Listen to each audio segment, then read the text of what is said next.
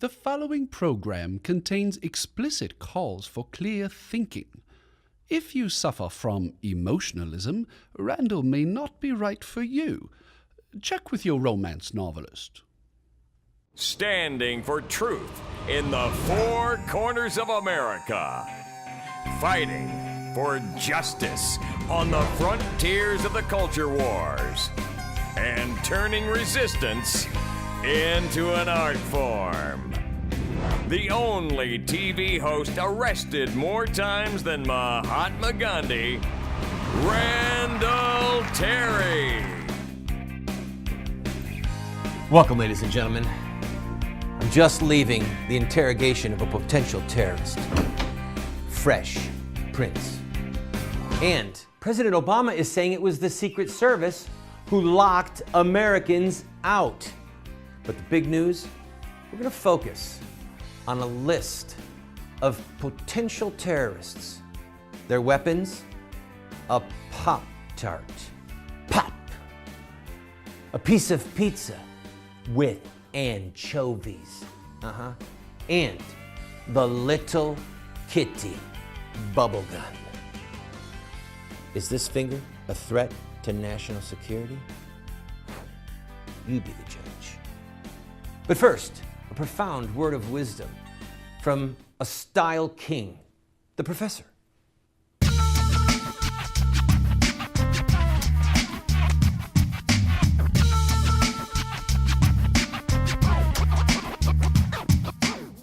The second law of thermodynamics is exactly like the Second Amendment. No, you nitwit. Entropy has nothing to do with the right to keep and bear arms. What I mean is that they're both laws. The right to defend yourself is a natural law, and entropy is a universal law. Think.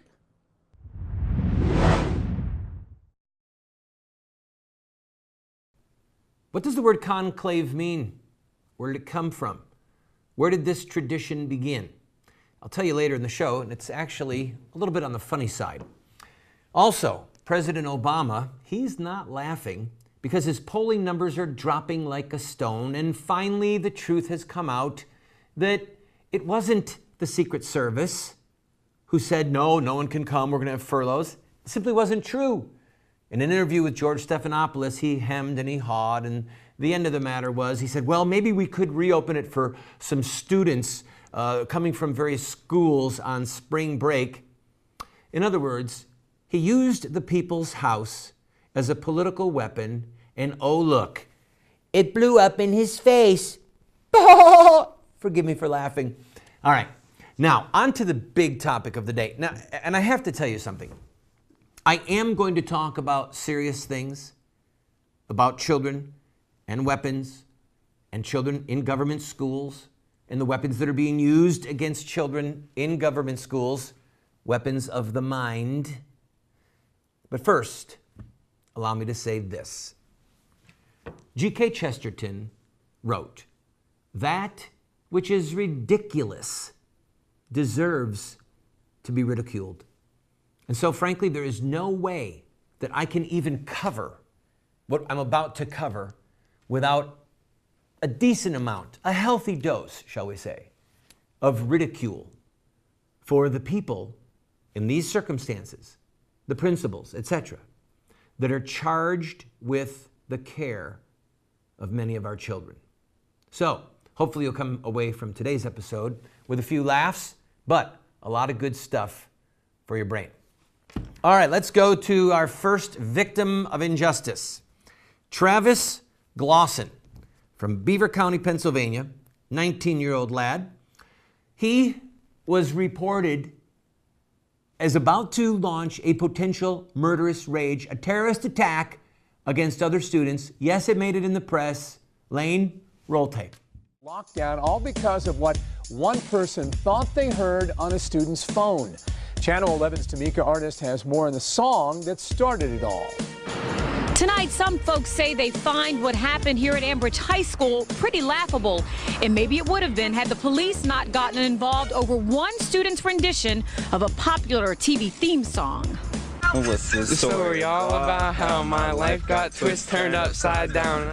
It was one of the most popular shows on TV with an opening song to match. And I'd like to take a minute, just sit right there. It's a popular show. Everybody saw The Fresh Prince of Bel-Air. I mean, I don't care how old you are, how young you are, everybody had to have saw it one time in their life. Police say that wasn't the case for a worker at a Sewickley doctor's office. Her call to an Amber High student with a speech impediment to confirm an appointment ended with a call to the police when she misheard the lyrics to the rap song on his outgoing voicemail. Some people outside of the school. All she heard was shooting people outside the school. That call to 911 forced the entire district into lockdown for about 30 minutes. Police detained the 19-year-old for 3 hours before searching his locker and determining it was all one massive misunderstanding. He was afraid and embarrassed. Obviously, the staff member at the doctor's office is embarrassed about the whole thing, too. What do you think about that? That's a crazy mistake. As for the prince's part in all of this, We're definitely considering him an accomplice to this incident. So, this poor kid with a speech impediment is turned over by some, perhaps a hearing impaired adult who thinks that he's going to shoot kids on the playground, and they lock down every school in the district. These are the people that are in charge of the students of that district. Now, on one hand, no one can blame teachers, administrators, for being jumpy after the horror of Sandy Hook and other school shootings over the last 10 years. But the police, the people who listened, they should have been a little bit brighter. Really? Lock a kid in a room for 3 hours? You couldn't just listen to the voice message? Really? You had to put him and all these other kids through this over a message on the phone? All right, I've got to take a break. When we come back, we're going to focus on the pizza terrorist, the Pop-Tart terrorist, and the little kitty bubble gun. Yes, she is a terror.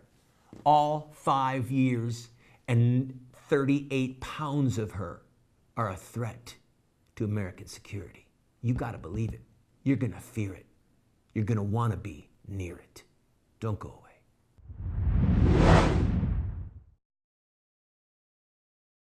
How would you like to be able to reach hundreds of thousands, perhaps millions of potential customers with your product or your company or your web-based business? Well, you can do that right here on this show.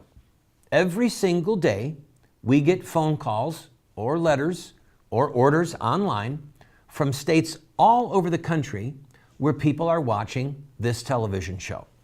Right now, we are seen in 45 cities at 8:30 p.m. Eastern Time every night, and then a rerun again at 12:30 midnight. You can reach them using this show at advertising rates that are so inexpensive, it would blow your mind. So, if you're interested, contact us at the phone number that you see on the screen or the email address, and we can talk about how you can grow your business and help support this show.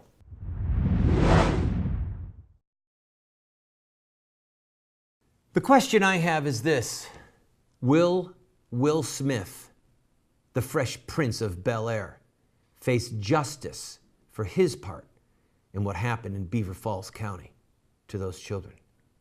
We got our eyes on you, Will Smith, huh? John Hancock. Yeah, all right, anyway. The next potential terrorist, this poor lad, do we have his name? Yeah, no. He is from Smyrna, Tennessee. He was in the David Urey Elementary School, and he was reprimanded, punished, for having a piece of pizza. By the way, we do have the boy's name, Caesar. His code name, Little Caesar. And what he did had a dominoes effect. He drove all of the children into a hut.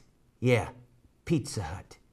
They ended the standoff when they called up his papa, Papa John, who put an end to this pizza insanity.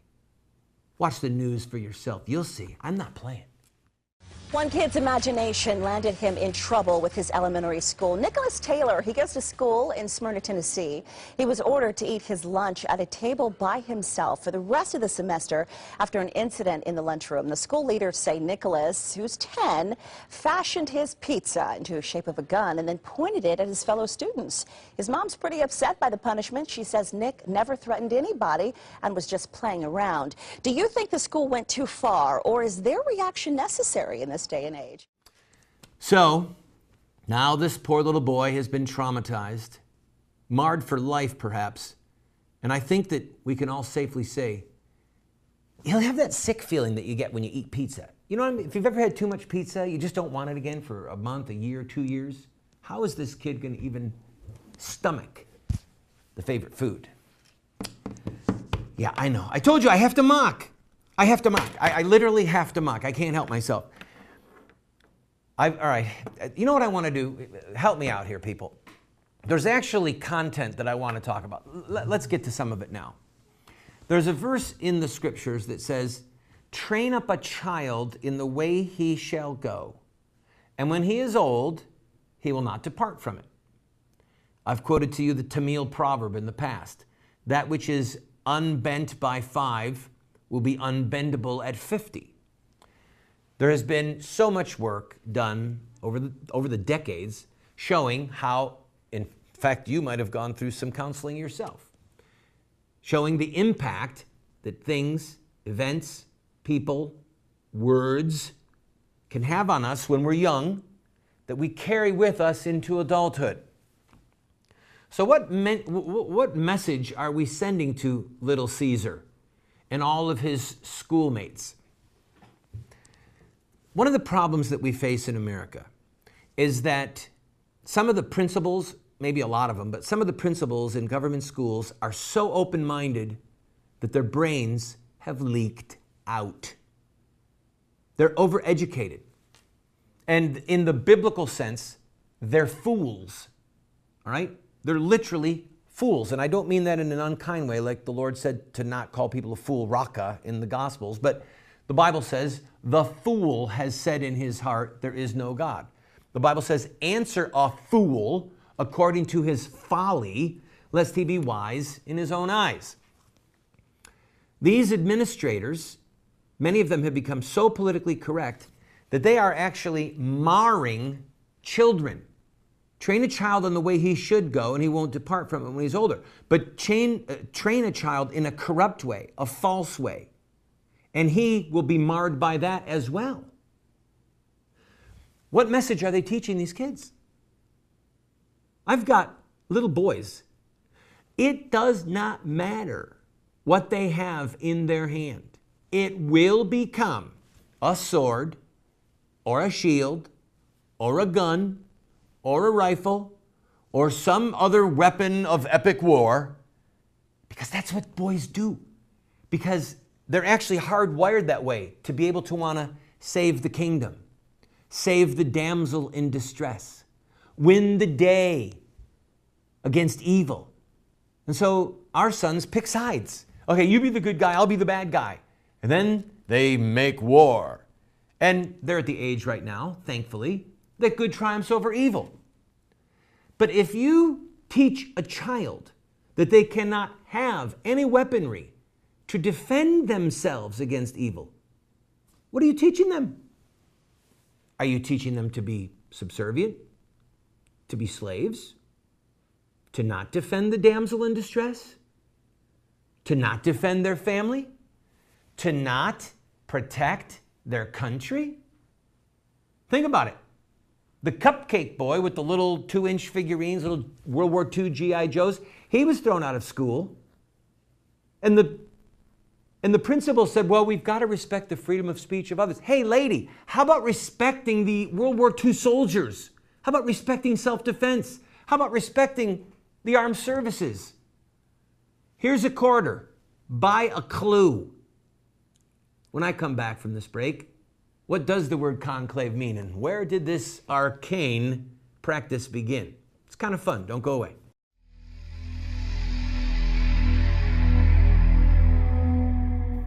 For behold, God is my helper.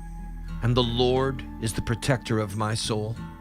Turn back the evils upon my enemies and cut them off in thy truth.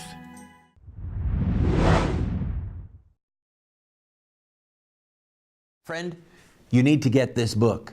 We Won't Get Fooled Again. Listen to this. I came to the conclusion that most folks were left over from the Reagan era who were no longer warriors, but are now either too old or unhealthy and had compromised and become comfortable with the Republican establishment. They turned these organizations pretty much into direct mail fundraising fronts and were making tons of money and living the good life in beautiful mansions. The conservative movement had transformed itself from a very dynamic, principled organization in the Reagan years to a bunch of compromising, useless, and ineffective money-making machines. I'm reading to you from the new blockbuster book, We Won't Get Fooled Again, that names names, shows organizations, shows how they say that they're Christian, but they betray Christ, they betray biblical principles in the public square, and we are funding them. Go to the website, call us on the phone, and order it today. I'll send it to you for free if you want. God bless you.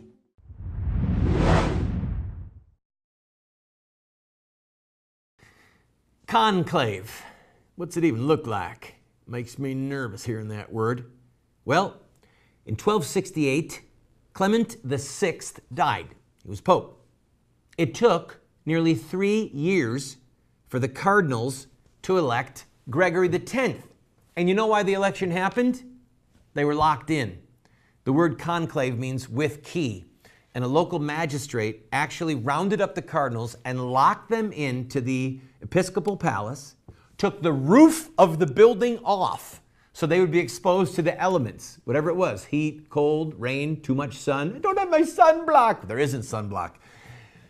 And gave them to eat bread and water. Thus began the tradition of locking down the cardinals until they elect a pope. All right, let's go to the Pop-Tart terrorist, Josh Welch. This news story is so bizarre that it's laughable and tragic at the same time. Watch for yourself. A 7-year-old Maryland boy was suspended from school after biting his Pop-Tart into the shape of a gun. Josh Welch says he was trying to nibble this breakfast pastry into the shape of a mountain, but when a teacher saw it, he got in trouble. The school suspended the second grader for 2 days. Administrators sent a letter home with students saying Josh used food to make an inappropriate gesture. Josh, I think you've learned your lesson. Don't make a mountain into a molehill. Make it into a long gun. It was the pistol that tipped everyone off. It should have been an assault rifle. Then you wouldn't have gotten in any trouble. Heaven help us. All right, what are we teaching our kids? Think with me. Think of the danger.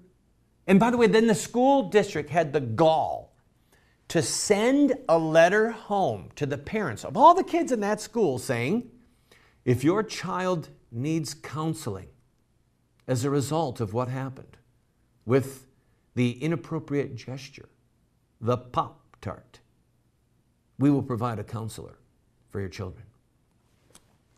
Could it be that the principal needs counseling? Could it be that the principal has overeaten Pop-Tarts in the past and there was some bizarre association, maybe an inordinate weight gain due to Pop-Tarts? I don't know, but this I know. Poor little Master Welsh is not to blame. It's the insanity of this moment. I'm going to take a break. We've got the little kitty bubble gun terrorist, a little girl to talk about when we come back. But I want to talk to you moms and dads about kids. What does this mean for you? What does it mean for your children?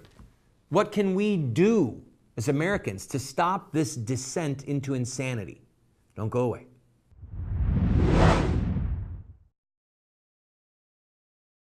How would you like to be able to reach hundreds of thousands, perhaps millions of potential customers with your product or your company or your web-based business? Well, you can do that right here on this show. Every single day, we get phone calls or letters or orders online from states all over the country where people are watching this television show. Right now, we are seen in 45 cities at 8:30 p.m. Eastern Time every night, and then a rerun again at 12:30 midnight. You can reach them using this show at advertising rates that are so inexpensive, it would blow your mind. So, if you're interested, contact us at the phone number that you see on the screen or the email address, and we can talk about how you can grow your business and help support this show.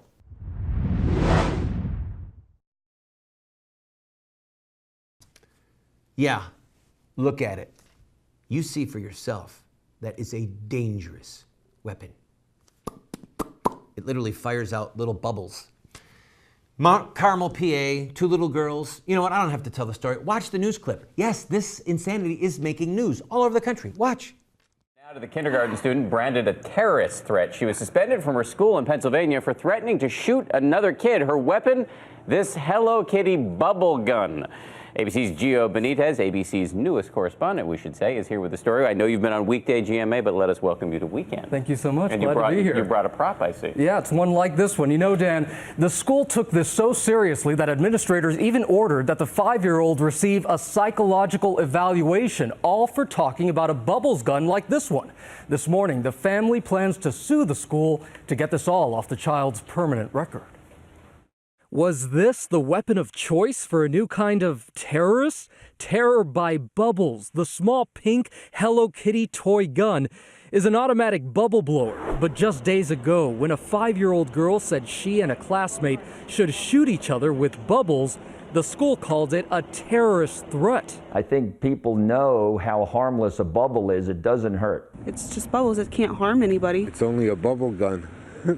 For a 5-year-old. Administrators at Mount Carmel Area Elementary in rural Pennsylvania took action, suspending the girl for 10 days, later reducing that to 2. The school district superintendent told ABC News, "We are confident that much of the information supplied to the media may not be consistent with the facts."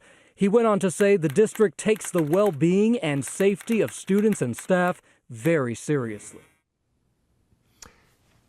Really? You're going to suspend a kid for this? And they're having trouble now finding a place for her to go to school. This is nuts. Let me talk to you really from my heart, okay? I know that there are moms and dads out there that have their children in government schools. So what I'm about to say is not meant to speak ill of any teacher. My mom and dad were both career government school teachers, okay? And they took teaching children seriously. Teaching is an honorable vocation. The rules that are coming from the federal government, from state capitals, the people that are controlling the reins of curriculum, this is often where the insanity comes from. Some of you moms and you dads feel that you have no option but to place your child in a government school. I beg you, grandmas, grandpas, I beg you, consider other options. Homeschooling, private schools. Oh, but I don't know how to teach. I'm not a professional teacher. Yeah, think about it. Think about what professional public schools have done with their politically correct curriculum and No Child Left Behind. Kids can graduate from government schools knowing how to use a condom, but 1/3 of them cannot read the label. That's what 13 years in a government school has done. 1/3 of the kids drop out, and 1/3 of those that graduate can't read and write. That's a tragedy. You'd have to have some type of professionals to keep a child that ignorant that long. So my encouragement to you is think outside the box. As long as you can stay 2 steps ahead of your children with grammar, with handwriting, with math, with history, with some theology, grammar, logic, and rhetoric. Hands-on with a mom or a dad or an aunt or an uncle or a grandma or a grandpa with 2 or 3 kids is going to be way better than a room packed with 20 or 25 or 30 students and a teacher who's told you've got to have the class go as fast as the slowest students. No Child Left Behind means that no children can get ahead. Do you understand?